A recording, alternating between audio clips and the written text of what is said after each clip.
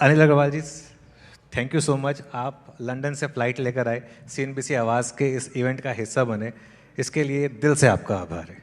बहुत बहुत धन्यवाद। तो यहाँ पर बात हो रही थी भारत की एक एनर्जी सिक्योरिटी की। वेदांता एक ग्रुप है जिसे हम कह सकते हैं कि शायद एक तरीके से एक पर्यायवाची बन चुका है इंडियन एनर्जी सेक्टर का। विकसित भारत 2047, इसको आप कैसे देखते हैं और इसमें वेदांता ग्रुप की आप क्या भूमिका देखते हैं? सबसे पहले बहुत बहुत धन्यवाद। हमारे जैसे ऑर्डिनरी आदमी को आप पोजीशन देते हैं, बुलाते हैं। सीएनबीसी का मैं बहुत बहुत तहे दिल से शुक्रिया अदा करता हूँ कि आपने मेरे को बुलाया। और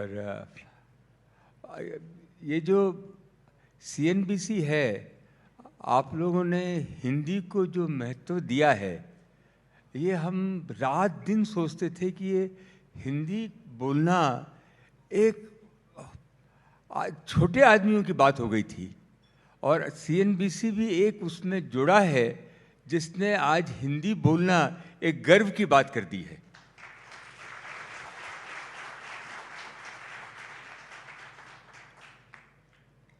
मैं सभी पत्रकारों का भी बहुत तहे दिल से शुक्रगुजार हूँ। वही हैं, वही हमारे सबसे बड़े स्तंभ हैं। और स्पेशली हमारे बिहार पूर्वांचल के जो पत्रकार हैं, वो पैसे ज़्यादा नहीं कमा सके, लेकिन उनमें जो महत्वाकांक्षा, जो बुद्धि, जिस हिसाब से वो लिखते हैं, करते हैं, आज देश आगे बढ़ेगा। उन लोगों की सबसे बड़ी उनकी एक उनका कंट्रीब्यूशन रहेगा इसको ले जाने में, क्योंकि कम्युनिकेशन में जो हम लोग जिस हिसाब से कम्युनिकेशन हमारे पत्रकार कर सकते हैं, इसका भी मैं बहुत सभी लोगों को बहुत बहुत धन्यवाद देता हूं, आप सभी लोगों का। Thank you sir. हमारी टीम में काफ़ी हैं बिहार से, पूर्वांचल से। बिहार हिंदी बोलने वाले, बिहार आप देख लीजिए, यूपी देख लीजिए, हमारा एमपी देख लीजिए, राजस्थान देख लीजिए, आप कहीं चले जाइए, आज हर साउथ इंडिया में आप चले जाइए, लोग हिंदी में बात करना एक गर्व महसूस करते हैं। और आप लोगों ने अगर मदद नहीं की होती तो ऐसा नहीं होता। Sir thank you so much. मैं तो खुद इंग्लिश चैनल से हिंदी चैनल में ट्रांजिशन किया मैंने, और मैंने बिल्कुल हिंदी जर्नलिज्म की पावर देखी है। But thank you so much, आपने इतने शानदार शब्द कहे हमारे लिए। लेकिन ये मंच अब आपके लिए है, और मैं आपसे जानना चाहूँगा कि हम मेक इन इंडिया की बात कर रहे हैं, विकसित भारत की बात कर रहे हैं, देश की एनर्जी सिक्योरिटी की बात कर रहे हैं, तो उसमें आपके हिसाब से अब तक कितनी प्रोग्रेस हुई है? 1 to 10 में आप कितने उसको स्केल पे रखेंगे, और आगे क्या करने की ज़रूरत है? देखिए, हम लोग कंफ्यूज हो जाते हैं कि एक तो पैसा कमाना पैसा कमाना एक दोष हो जाता है। ये एक हमारे ये हर चीज़ कहीं न कहीं पैसे से जुड़ी हुई है। ये पैसे से जुड़ी हुई, अगर हम देखें तो हिंदुस्तान में एक ऐसी कोई भी चीज़ नहीं है जो हमारे पास नहीं है, चाहे वो ज़मीन के नीचे हो, चाहे ज़मीन के ऊपर हो। हमने जब हमारी आज़ादी हुई, हम लोगों ने एक साथ हम लोग जुड़ गए, और जो हम लोग अनाज इंपोर्ट करते थे, खाने पीने की चीज़ इंपोर्ट करते थे, हम सेल्फ सफिशिएंट हो गए, क्योंकि हर आदमी साथ में जुड़ा उस आंदोलन में। हम ज़मीन के नीचे, सारी दुनिया चाहती है कि हिंदुस्तान एक, जहाँ की मैं फ्लाइट से उतरा हूँ तो मेरा माइंड 2-3 मिनट टाइम लगेगा, जहाँ पे कि मार्केट है, हिंदुस्तान एक मार्केट है। हमारे मिडिल ईस्ट वाले का एक ही काम है कि तेल को, गैस को हम हिंदुस्तान में दें। गोल्ड काउंसिल का एक ही काम है कि हिंदुस्तान में गोल्ड प्रोड्यूस नहीं हो। गोल्ड, जितने भी मिनरल्स वाले हैं, चाहे वो ऑस्ट्रेलिया में हैं, अमेरिका में हैं, कहीं भी हैं, उनको हिंदुस्तान 150 करोड़ आबादी वाले लोग जो आगे बढ़ रहे हैं, उनको लगता है कि हम मार्केट इसको बनाएं, और ये जितने भी गलत ढंग के जो NGOs हैं, लोगों में कहीं ना कहीं तकलीफ़ें पैदा करें, हमारी ब्यूरोक्रेसी में, हमारे पब्लिक सेक्टर में कहीं ना कहीं कुछ ना कुछ हो रहा है, जिसकी वजह से जो हमारे पास है उसको हम, जैसे हमने ज़मीन के ऊपर किया, वो का वो आज आप विश्वास कर सकते हैं कि $100 हम कमाते हैं, वो भी डॉलर कमाते हैं, और 100 रुपया अगर कमाते हैं तो 50 रुपया डॉलर में हम फॉरेन में भेज देते हैं वो इंपोर्ट करने के लिए, और उस दुनिया में वहाँ पे लोगों को रोजगार मिल रहा है क्योंकि वो उसका प्रोडक्शन कर रहे हैं, और हम हिंदुस्तान से वंचित हो जाते हैं। हम अपने आप में ही अपने दुश्मन हो जाते हैं। उसमें जितना भी हमारी इस सरकार ने इतना काम किया है और इतना आगे बढ़े हैं, अब ये बहुत इम्पोर्टेंट है कि एक लक्ष्य होके हम अपनी ज़रूरतों की जितनी भी चीज़ें हैं यही हम पैदा करें, और वो पैदा करने में हर संभव चीज़ें यहाँ पे हैं। गवर्नमेंट की पॉलिसी हो, चाहे वो अधिकारीगण हो, सिस्टम हो, पब्लिक सेक्टर हो, सबको साथ में जोड़ के हम अपना रास्ता निकालें, क्योंकि हमारे पास जैसे ज़मीन के ऊपर सब कुछ था, वैसे ही ज़मीन के नीचे हमारे पास सब कुछ है। अब इसकी पॉलिसी जैसे जैसे बनाते जाएंगे आगे बढ़ता जाएगा। बिल्कुल नहीं, और ये बात आपने हमेशा कही है कि अगर ज्योग्राफी सबकी सेम है तो फिर क्यों नहीं हम अपना खुद का ऑयल प्रोडक्शन कर सकते हैं, ज़मीन के नीचे क्यों नहीं हम उतना प्रोडक्शन कर सकते हैं। और $800 बिलियन जो हम इंपोर्ट करते हैं उसको आपके हिसाब से हम कितना कट कर सकते हैं? हम पूरा का हम सरप्लस कर सकते हैं। मैं आपको बता सकता हूँ, सरप्लस कर सकते हैं। हम एनर्जी सरप्लस कंट्री बन सकते हैं। हाँ, आप देखिए, मैंने हिंदुस्तान जिंक ली। उसमें बोला गया कि चार साल ही माइन चलेगी क्योंकि ख़त्म हो चुकी है, और इसको आप बंद कर देंगे। हमने उसको ली, और हम लोग झुंझारू लोग हैं, लगे रहते हैं आगे पीछे, मालूम नहीं है। मैं प्रैक्टिस में बहुत बड़ा जियोलॉजिस्ट हूँ, मैं समझ जाता हूँ चीज़ को, क्योंकि मैंने देखी है। और आपको एक उदाहरण है, 2 उदाहरण मैं देता हूँ। हिंदुस्तान जिंक में हम 1,40,000 टन प्रोडक्शन करते थे, अभी हम उसमें 30 लाख टन प्रोडक्शन करने वाले हैं। वही चीज़ है।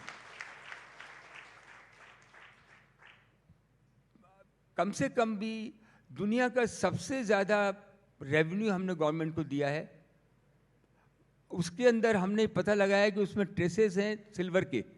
हमने इतनी मेहनत की, सारे लोगों को एक्सपर्टीज बाहर में है लगाए। अब हम 3,000 टन, करीब 50% सिल्वर जो हिंदुस्तान में चाहिए, सिल्वर बनाएंगे।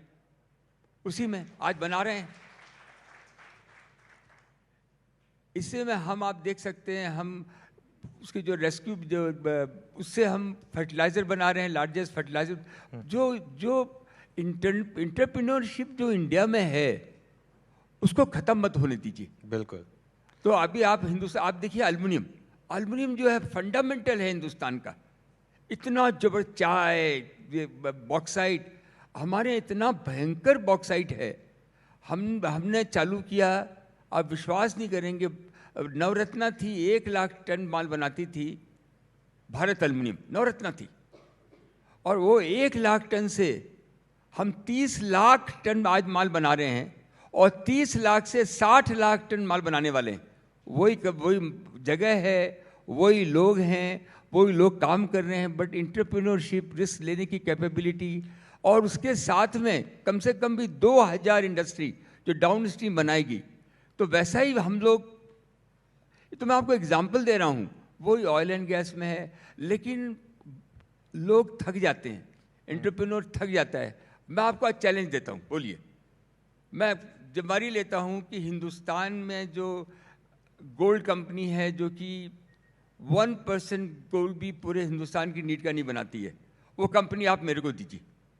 कॉपर कंपनी जो खाली 2% कॉपर बनाती है पूरे हिंदुस्तान का, वो कंपनी आप मेरे को दीजिए। 5 साल में, 3 साल में, 4 साल में हिंदुस्तान में 1 किलो कॉपर भी बाहर से नहीं आएगा।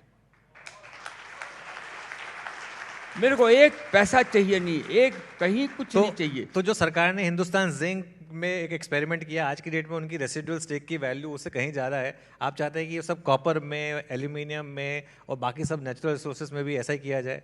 है ही हमारे यहाँ, कोई हमारे तो भरा हुआ है। अब मैं बोल रहा हूँ ना, आप गोल्ड कंपनी मेरे को दे दीजिए, कॉपर का आपने बंद कर रखी है, कुछ है नहीं। आपको जो जो टर्म्स बनानी है बनाइए, आप मेरे पे विश्वास कीजिए, एंटरप्रेन्योर पे विश्वास कीजिए। आज देखिए ना कि जो आप देखिए, जब भी गवर्नमेंट ने विश्वास किया है एंटरप्रेन्योर पे, उन्होंने डिलीवर किया है। आप स्टील में कभी हम लोग सोचते नहीं थे, आज प्राइवेट सेक्टर में स्टील सबसे बड़ी प्रोडक्शन हो रहा है। टेलीकॉम में कभी हम सोचते नहीं थे, हरदम परेशानी रहते थे, वर्ल्ड की बेस्ट टेलीकॉम कंपनियां चल रही हैं। हम कभी सोचते नहीं थे कि हमारे यहाँ एयरपोर्ट अच्छे होंगे। जब जब आपने एंटरप्रेन्योर को दिया वर्ल्ड के बेस्ट आपने एयरलाइन, कभी हम सोचते नहीं थे कि एयरलाइन हमारी चलेंगी। जितना आप ट्रस्ट बेस करेंगे, वैसे वैसे हिंदुस्तान खुलेगा, नहीं तो हिंदुस्तान कभी खुलेगा ही नहीं। हम लोग ऐसे ही मरते जीते आगे बढ़ते जाएंगे। आप कह रहे हैं कि तो फिर जो हमारा सपना है कि हम सोना खरीद भी सकें और हमें इंपोर्ट भी ना करना पड़े, वो हो सकता है? गोल्ड भी आप बना सकते हैं? 100% हिंदुस्तान में पैचेज में आप बोलिए, मैं साइन प्रूफ करके दिखा सकता हूँ। हाँ। लेकिन उसके लिए एंटरप्रेन्योरियलशिप चाहिए, फ्रीडम चाहिए काम करने की गवर्नमेंट, क्योंकि ये देश की जरूरत है। आप जो भी कागज मेरे से साइन कराना कराइए ना, दिखाता हूँ मैं। मैं लगाऊं, आगे तो ईश्वर की इच्छा है, सब विधि के विधान है। लेकिन मेरे को बहुत विश्वास है कि एल्युमिनियम और जिंक में जैसा हुआ उससे ज़्यादा, क्योंकि टेक्नोलॉजी और अच्छी हो गई है, लोग और अच्छे हो गए हैं, तो गोल्ड और कॉपर, ऑयल में भी ऐसा ही हो सकता है। जो हमारी हमारे जो जब आज़ादी हुई थी उस समय जो सपने हमारे बने एजुकेशन के मामले में, ऐसा कोई भी आप देखिए, आप आ जाइए आर्म्स एंड आर्मिनेशन में, हमारे यहाँ 27 फैक्ट्रियाँ हैं, 13 फैक्ट्रियाँ नगर के बराबर हैं। आप जबलपुर चले जाइए, धुलिया चले जाइए, क्या फैक्ट्रियाँ हैं, 10% कैपेसिटी में चलती हैं। आप दुनिया के सबसे बड़े आर्म एंड एम्युनिशन बनाने वाले हो सकते हैं, लेकिन it has to be trust base. हम लोग भी एंटरप्रेन्योरशिप आएगी, टेक्नोलॉजी लेके आएंगे, क्या इंफ्रास्ट्रक्चर बना हुआ है उसका कोई जवाब नहीं है। हमारे पास यूरेनियम, थोरियम हमारे यहाँ भरा हुआ है, उसको भी आप तय तो एक बार कीजिए कि हमको कंट्री को कैसे चलाना है, एंटरप्रेन्योरशिप से चलाना है। एक ज़माना आया था, पूरा 100% सही था कि हम प्राइवेटाइजेशन करेंगे, 100% था कि प्राइवेटाइजेशन करेंगे। कहीं न कहीं कोई बात रुक गई, रह गई, बिल्कुल रह गई। इसको हम कैसे उसको साफ और सही तरीके से उसको लेके जाएं, उसको आगे बढ़ाएं। जब तक प्राइवेटाइजेशन का इतना बड़ा फल मिला है, उसको उसमें रूपरेखा कुछ आप चेंज कर सकते हैं, तभी सेल्फ सफिशिएंट होगा। दो नाव पे चल के आप नहीं चल सकते हो। दो नाव पे चल के आप, अमेरिका में कहीं पब्लिक सेक्टर है नहीं, ऑस्ट्रेलिया में कहीं पब्लिक सेक्टर है नहीं, यूरोप में कहीं पब्लिक सेक्टर है नहीं, कानून है लेकिन कॉरपोरेशन चलते हैं। आप इंडिविजुअल को मत दो, तो गवर्नमेंट को प्राइवेट में शेयर दे दो। प्राइवेट जो शेयर होल्डर हैं वो उनको चैलेंज करें कि भाई हमारा कैसे काम चल रहा है। सर एक चीज़ पूछूंगा आपसे फिर, अब जैसे तेल है, कच्चा तेल है, अब सबसे ज़्यादा क्राइसिस हमारा उसी को लेकर आ रहा है, इतना महंगा अब कच्चा तेल हो चुका है। आपने केन एनर्जी में इन्वेस्टमेंट किए थे, उसको आपने टेक ओवर किया था। क्यों हम कच्चे तेल में अभी भी इतना ज़्यादा इंपोर्ट करते हैं? क्यों अभी भी हम इतने ज़्यादा इंपोर्ट पे डिपेंड करते हैं उसके लिए? मेरे को शक है कि मिडिल ईस्ट वाले कहीं ना कहीं हमारे सिस्टम में, डेमोक्रेटिक कंट्री घुस गए। वो ऐसे ऐसे कानून लगवा देते हैं जिससे कि 5 साल की लीज दे दो, कोई आना ही नहीं चाहता है। कानून ऐसे बने हुए हैं कि आपको फैसिलिटेटर होना पड़ेगा। हमारे यहाँ जैसे नरसिम्हा राव जी ने कहा कि उनके सेक्रेटरी को पूछा कि भाई कैसे जो मीडियम क्लास की इंडस्ट्रियां हैं उनको कैसे आगे आएं। तो बोले क्या क्या इसके रूट हैं। तो बोले रूट जो है सब DGTD के थ्रू जाता है, डायरेक्टर जनरल टेक्निकल डेवलपमेंट। तो बोले इसको ख़त्म कर देते हैं, इनके आदमी दूसरे डिपार्टमेंट से आए हुए हैं, वहाँ भेज देते हैं। जिस दिन से DGTD ख़त्म हुआ, देश में जो मिडिल क्लास की जो जितनी कंपनियाँ आई हैं सब उसकी वजह से आई हैं। हमारे यहाँ भी जो ऑयल में DGH है वो भी बहुत बड़ा फैसिलिटेटर था। वो लोगों को बोलता था कैसे कंपनी लगाई जाए, कैसे तेल उत्पादन किया जाए, क्या किया जाए। वही भाव अगर उनका रहे, क्योंकि आप पर लोग एहसान कर रहे हैं सोना निकाल करके, आप पे लोग एहसान कर रहे हैं तेल बना करके। किसी भी हालत में आज के यंग लोगों को एक ही चीज़ चाहिए, पूरे हिंदुस्तान में एक ही चीज़ चाहिए, एक्सप्लोरेशन एक्सप्लोरेशन एक्सप्लोरेशन। हमारे प्रधानमंत्री जी भी 10 बार 100 बार बोलते हैं एक्सप्लोरेशन एक्सप्लोरेशन एक्सप्लोरेशन का ये मतलब ये यंग बच्चे भी जो हैं वो भी आज के टेक्नोलॉजी इतनी ज़बरदस्त आ गई कि 5 करोड़ में भी वो एक्सप्लोरेशन की मशीन ले सकते हैं, कुछ लोन ले सकते हैं, चाहे वो ऑयल का हो, चाहे वो जैसे अमेरिका में है, कनाडा में है, जियोलॉजिकल सर्वे में बना हुआ है, वहाँ जाके लोग देखते हैं कि कहाँ पे पोटेंशियल है, जहाँ पे कि ऑयल है, गैस है, कॉपर है, जहाँ भी उनको जो समझ में आता है एक्सप्लोरेशन मशीन लेके वो एक्सप्लोरेशन करते हैं, एक्सप्लोर करते हैं। आजकल बहुत पॉजिटिविटी आ गई है। आजकल 80% 90% आपको क्लैरिटी आ जाती है कि आपको यहाँ गड्ढा खोदने से, ड्रिल करने से आपको मिल जाएगा, डिस्कवरी आपकी हो जाएगी। लेकिन हिंदुस्तान में बहुत सिंपल काम है, हमारी बहुत हाथ जोड़ के विनती है, जो एक्सप्लोरेशन करने वाले हैं वो अपना एक्सप्लोरेशन करने के बाद उसको बड़ी कंपनी को बेच सकें। जो हिंदुस्तान में नियम है, अगर आपको डिस्कवरी हुई ऑयल की, गैस की, कॉपर की, किसी चीज़ की भी डिस्कवरी हुई, वो गवर्नमेंट की प्रॉपर्टी हो जाती है, फिर गवर्नमेंट उसको अपने हिसाब से डील करती है। इसको सिंपल रखें, जैसे आज सॉफ्टवेयर इंडस्ट्री कैसे चली, बिल गेट, बड़े बड़े जो भी इन्फोसिस बने, जो भी कंपनियां बनी, वो क्या करती हैं, छोटे छोटे जिन्होंने जो सॉफ्टवेयर कंपनियां जो स्टार्टअप हैं उनकी कंपनियां उन्होंने कुछ नया चीज़ बनाई, उनको खरीदते रहते हैं, खरीद के वो बड़ा कर लेते हैं। वो चीज़ हमारे माइनिंग में है, ऑयल एंड गैस में है। डिस्कवरी हुई, डिस्कवरी को आप बड़े कंपनी को बेच दीजिए। ये मन से निकालना पड़ेगा कि वो पैसा कमा लिया, बिल्कुल पैसा कमाना वो दोबारा लगाएगा। ये जो मन से निकालना है कि पैसा कमाना दोष है, और लोगों को ये इजी मनी, मैं सब लोगों को बोलता हूँ कि सब लोग जो हैं देखते हैं कि आज के ज़माने में पैसा कहाँ लगाएं, कौन से शेयर में लगाएं, कौन से घोड़े पे बैठ करें, कौन सा प्रोडक्ट लें जिसमें कि दाम बढ़ जाए। मैं घोड़े पे मत बैठ लगाओ, खुद घोड़ा बनो, खुद घोड़ा बनो, रिस्क लो, फैक्ट्रियां लगाओ, फैक्ट्री के बगैर कुछ होने वाला नहीं है। मैं बोलता हूँ मैन्युफैक्चरिंग में वापस एक बड़ी ग्रोथ इंजन बनेगा मैन्युफैक्चरिंग, उसमें पूरा इन्वेस्टमेंट किया जाए बेसिकली। छोटी हो बड़ी हो, मैंने एक तो बताया आपको, पब्लिक सेक्टर को आपको सबको प्राइवेटाइज, आपको कोई ना कोई कॉरपोरेशन बनाना ही पड़ेगा, क्योंकि उनमें भयंकर इंफ्रास्ट्रक्चर बना हुआ है, और उसमें कहीं ना कहीं से उसको हम अनलीश करें, हर चीज़ को अनलीश। अच्छा, वहाँ के लोग भी बहुत अच्छे हैं।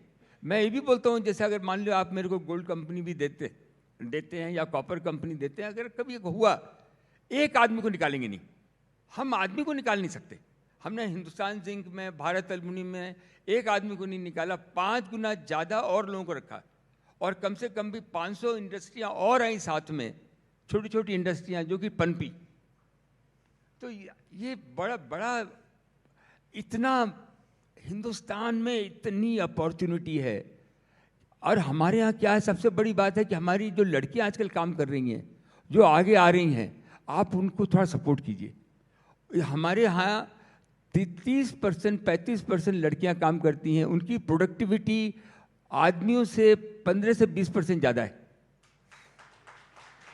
अपनी बहनों को, अपनी बेटियों को भाई मैं हाथ जोड़ के विनती करता हूँ, नौकरी तो कराइए, नौकरी ज़रूरी है, लेकिन उसके साथ में उनको लगाइए। आप ट्राई करके देखिए, ट्राई करके देखिए। हमारे यहाँ 2 लाख आदमी काम करते हैं। आप विश्वास नहीं करेंगे, मैं हिंदुस्तान में रहता नहीं हूँ और मेरा कोई फैमिली मेंबर नहीं रहता है, ये उदाहरण है। हमारे बाय एंड लार्ज यूनियन नहीं है, आप विश्वास नहीं कर सकते। उसमें 35% 30% लड़कियां काम कर रही हैं। बहुत मैं अपनी बात नहीं कर रहा, आप सब लोगों में है। आप सब लोग, हमारे आप में कोई फर्क है ही नहीं। अपॉर्चुनिटी मिलने की बात है। सब हिंदुस्तानी का मतलब क्या है? He has a risk taking ability. हम लोग इस हालातों से निकले हैं। हम लोग के पास हर चीज बनी बनाई मिलती नहीं है, हम लोग को बनानी पड़ती है। लेकिन सामने वाला एक अप्रिशिएट करने वाला मिले, गवर्नमेंट एक अप्रिशिएट करती भी है और भी करे। हम लोगों को बैंक वाले जो हैं, इक्विटी वाले जो हैं, वो सब साथ में आपके लगे हुए हैं। अब ये टाइम आ गया है कि अब हमको इंपोर्ट डिपेंडेंस नहीं रहना है। 3 ही चीज़ तो चाहिए। एक तो सेमीकंडक्टर हमारे यहाँ इतना ज़बरदस्त पोटेंशियल है। अभी भी हम लोग जो है, जैसे हम सेमीकंडक्टर लगा रहे थे तो सबसे पहले मैनेजर किस पे गई? हमने कहा पहले हम फाउंड्री लगाएंगे, फंडामेंटल रॉ मटेरियल बनाएंगे, उसके बाद उसको प्रोसेस में लगाएंगे। अभी प्रोसेस हो रहा है, पैकेजिंग हो रही है, लेकिन हम फंडामेंटल भी बनाएंगे। दूसरा हमारा है क्रिटिकल मेटल। ये दोनों चीज़ें जो है हम देश को तंग करती हैं। ज़रूरत है हमको क्रिटिकल मेटल हमारे यहाँ भरा हुआ है।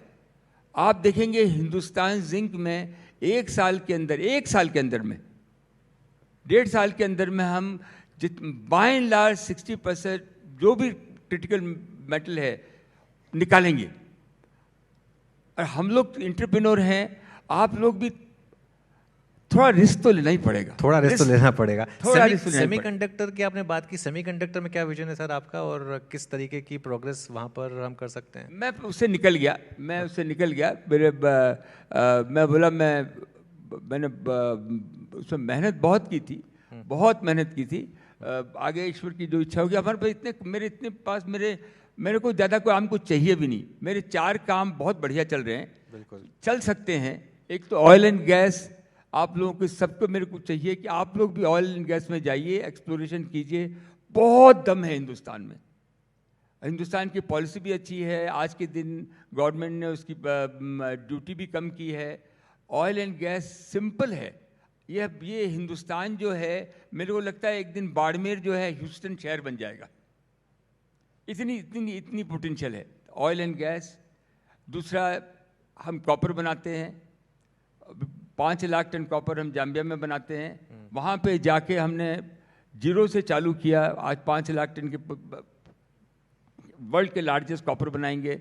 एल्युमिनियम 60 लाख टन एल्युमिनियम, और जिंक सिल्वर, बिल्कुल इसी में जिंदगी कट जाएगी। तो बहुत अच्छा है सर। सिल्वर में ये जो एकदम से क्रांति आई है पिछले 6 महीने में, ये क्योंकि आप हिंदुस्तान जिंक में आपका 50% एबिटा आज की डेट में सिल्वर से आता है, ये एकदम से क्या हुआ, और इसका क्या आप एक बहुत बड़ा पोटेंशियल देखते हैं आगे जाते हुए आपके खुद के बिजनेस के लिए? ये जितने यहाँ बैठे हैं ना, आप उनको हमको भी अपॉर्चुनिटी मिली। मेरी बड़ाई कुछ है ही नहीं, लेकिन हमको एक अपॉर्चुनिटी मिली, इन लोगों को नहीं मिली। इनको मिलेगी, ये भी करके दिखा देंगे।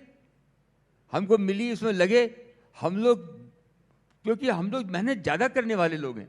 हम लोगों को कोई अपॉर्चुनिटी मिलती है। हमारे यहाँ हिंदुस्तान में सबसे बड़ी बात जो है हमको नज़र आई पूरी दुनिया में घूम के, हमारे यहाँ आलस नहीं है, अपॉर्चुनिटी चाहिए। बिल्कुल आगे बढ़ के लोग काम कर लेंगे। सर एक और सवाल जो आपका पैशन भी रहा है एजुकेशन को लेकर, क्योंकि दुनिया में जितनी भी बड़ी यूनिवर्सिटीज़ हैं सब बड़े इंडस्ट्रियलिस्ट ने बनाई हैं और उनमें काफ़ी इन्वेस्ट किया है। भारत में भी अभी IB एजुकेशन काफ़ी आगे बढ़ रही है, काफ़ी नई यूनिवर्सिटीज़ की ज़रूरत पड़ेगी।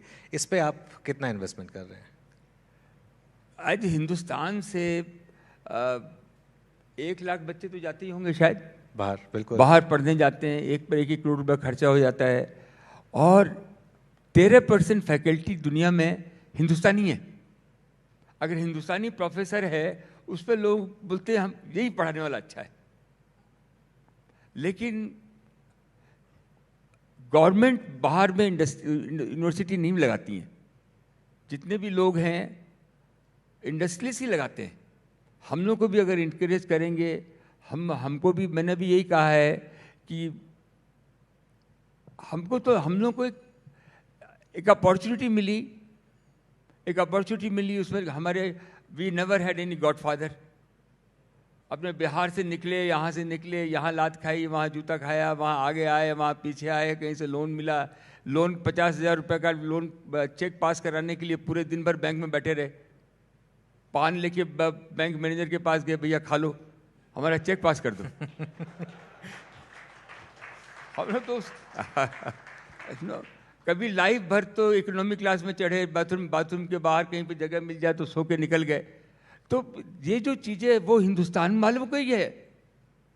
आप लोगों को इनको एक बार आप चस्का लग गया है, इनको एक बार इनको फ्रीडम करा दीजिए सिस्टम से, जो जाना नहीं पड़े, नोटिस वोटिस आवे नहीं, फ्री में रहें और ट्रस्ट बेस और एक इज्जत देना चालू कीजिए। भैया इज्जत चाहिए और कुछ चाहिए नहीं। बिल्कुल, चलिए। तो यूनिवर्सिटी भी जो है वो भी बहुत इंपॉर्टेंट है। हमारे है 1 लाख स्टूडेंट हमारे हैं, कितना रुपया जाता होगा बाहर, अरबों रुपया बाहर जा रहा है। उससे बढ़िया यूनिवर्सिटी यहाँ बने, क्योंकि यहाँ क्लाइमेट बहुत अच्छा है, एजुकेशन बहुत अच्छी है, रिवर्स हो जाएगा। लेकिन वो चीज़ बनाए। मैं भी तैयार हूँ, कोई भी अगर आगे से प्रपोजल आए, और कोई काम को ट्रस्ट बेस, आप विश्वास नहीं करेंगे। आज मेरे को हिंदुस्तान जिंक लिया और मैंने भारत एल्युमिनियम ली, उसमें फुल 100% प्राइवेटाइजेशन हुआ। आज 15 साल हो गए, प्राइवेटाइजेशन हुआ ही नहीं। गवर्नमेंट के पास 49% शेयर एल्युमिनियम के हैं और 29% शेयर जिंक के हैं। अब मैं क्या करूं, क्योंकि मैं एक्सपेंशन और करना चाहता हूं, पैसा और लगाना चाहता हूं, लेकिन हम लोग की दशा वही है जो कि हम नई बहू आती है घर में, वो अपने पीहर जाती है तो बोलती है मैं बहुत खुश हूं। चलिए Anil Agrawal sir, thank you so much, बहुत मज़ा आया। आपकी स्टोरी काफ़ी इंस्पिरेशनल रही है और एक फर्स्ट जनरेशन एंटरप्रेन्योर जिन्होंने भारत के लिए इतना कुछ किया है, आप सब मानेंगे इस चीज़ को। एक स्टैंडिंग ओवेशन फिर से प्लीज़ अनिल अग्रवाल जी के लिए।